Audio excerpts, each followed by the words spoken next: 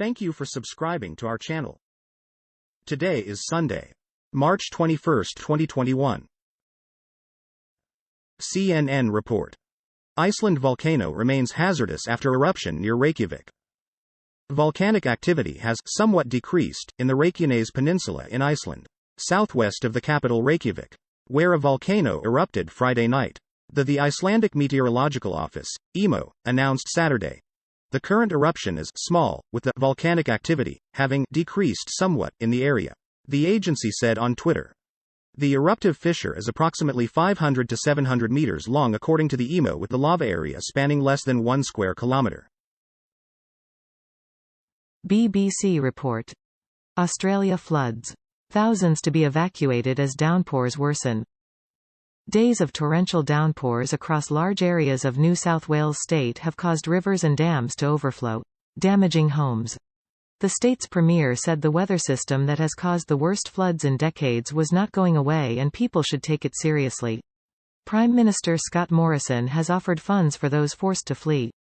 Forecasters predict that the Hawkesbury River, northwest of Sydney, will reach its highest level since a devastating flood in 1961 on Monday. BBC report. COVID-19. Miami imposes emergency curfew over spring break, chaos. A20. 00:06:00 curfew has been announced in Miami Beach and will remain in effect for at least 72 hours. Traffic restrictions are in place during the curfew, while businesses in the busy South Beach area must close. Miami Beach Mayor Dan Gelber said thousands of tourists had brought chaos and disorder to the city. It feels like a rock concert. Wall-to-wall people over blocks and blocks, Mr. Gelber told CNN. Fox report. Iran threatens U.S. Army base and top general. Report. Iran has made threats against Fort McNair, an army base in the nation's capital, and against the Army's Vice Chief of Staff. Two senior U.S. intelligence officials said. They said communications intercepted by the National Security Agency in January showed that Iran's Revolutionary Guard discussed mounting USS Cole-style attacks against the base, referring to the October 2000 suicide attack in which a small boat pulled up alongside the Navy destroyer in the Yemeni port of Aden and exploded, killing 17 sailors. Al Jazeera report.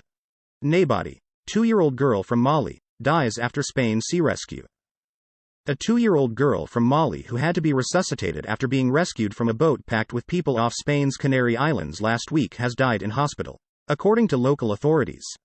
Nabadi was one of 52 people from sub-Saharan African countries who were found on Tuesday on board a vessel near the island of Gran Canaria, after spending 5 days in the Atlantic Ocean following their departure from Dakhla on the western Sahara coast. Fox report. Defense Secretary makes first Afghanistan trip as questions swirl ahead of Trump negotiated May 1 deadline. U.S. Defense Secretary Lloyd Austin commenced his first visit to Afghanistan as Pentagon chief, with questions lingering about a Trump negotiated May 1 deadline to withdraw troops. Former President Trump negotiated a complete drawdown during his final days, which President Biden then inherited. After his arrival in Kabul on Sunday, Austin met with Afghan President Ashraf Ghani. Austin told the president that senior U. Deutsche Welle report. Republic of Congo election candidate falls sick with COVID. The Republic of Congo pressed ahead Sunday with a presidential election despite the main challenger to longtime leader Denis Sassou Nguesso being flown to France to get treatment for COVID-19. Guy Brice Parfait Kalelas tested positive for the coronavirus on Friday and posted a video message from his sickbed the next day. "My dear compatriots, I am in trouble. I am fighting death," he said in a weak-sounding voice after removing his oxygen mask. CNN report. They were innocent and on death row. Now, the exonerated want to ensure Biden keeps pledge. Sabrina Smith was only 17 when a predominantly white Mississippi jury convicted her in 1989 for fatally beating her 9-month-old son, the judge said. "We sentence you to death by lethal injection. May God have mercy on your soul," she recalled. "All I could say was, may God have mercy on your soul because you don't know what you just did. Eyewitness testimony and medical evidence that was produced during the first trial would later reveal that Smith's baby died from kidney disease. Al Jazeera report. Wife of Canadian held in China demands release on eve of trial. The wife of Michael Kovrig, one of two Canadians detained in China for more than 2 years on accusations of espionage, has renewed calls for the pair's immediate release on the eve of Kovrig's trial in a Chinese court. In an interview with CBC News and Sunday, Veena Najibullah urged Canada, the United States and China to come to a diplomatic solution that would lead to the release of Kovrig, a former diplomat, and businessman Michael Spavor. Deutsche Welle report. Pope Francis slams mafias as organizations of Essen. Pope Francis condemned organized crime networks on Sunday, particularly for using the coronavirus pandemic to expand their influence. He also called for better access to clean drinking water around the world. Following his weekly Sunday address, Francis called on people around the world to fight against organized crime. Mafias are present in various parts of the world and, exploiting the pandemic, have enriched themselves through corruption, Francis said. Al Jazeera report. CAR ex-president François Bozizé takes charge of rebel alliance. François Bozizé, former president of the Central African Republic, CAR, has taken charge of a rebel alliance aiming to overthrow the central government, according to the coalition's spokesman. Bozizé had seized power in a 2003 coup but was removed 10 years later, an act that sparked a brutal civil war that killed thousands of people and tipped CAR further into instability. The country's current government has accused him of being behind a recently failed offensive by the so-called Coalition of Patriots for Change, CPC, against President Faustin Archange Touadéra, who won re-election in a December 2020 vote marred by insecurity and low turnout. Deutsche Welle report. Philippines asks Chinese flotilla to leave disputed reef.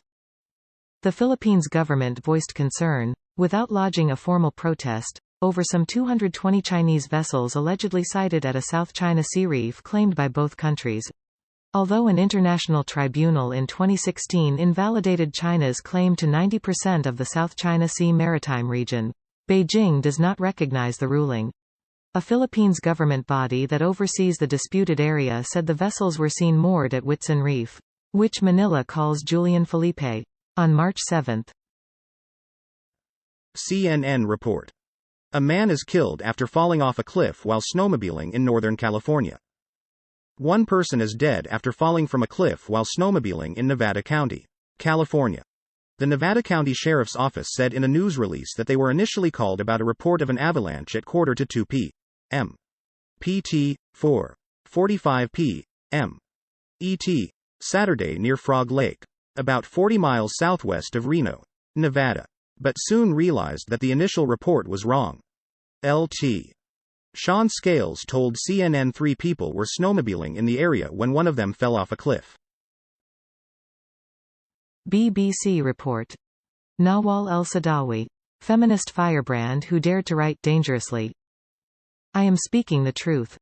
And the truth is savage and dangerous, so wrote Nawal El-Saadawi, who has died at the age of 89, according to Egyptian media reports. The pioneering Egyptian doctor, feminist and writer spent decades sharing her own story and perspectives, in her novels, essays, autobiographies and eagerly attended talks. Her brutal honesty and unwavering dedication to improving the political and sexual rights of women inspired generations. Fox report. Disturbing video captures migrants drowning in Rio Grande.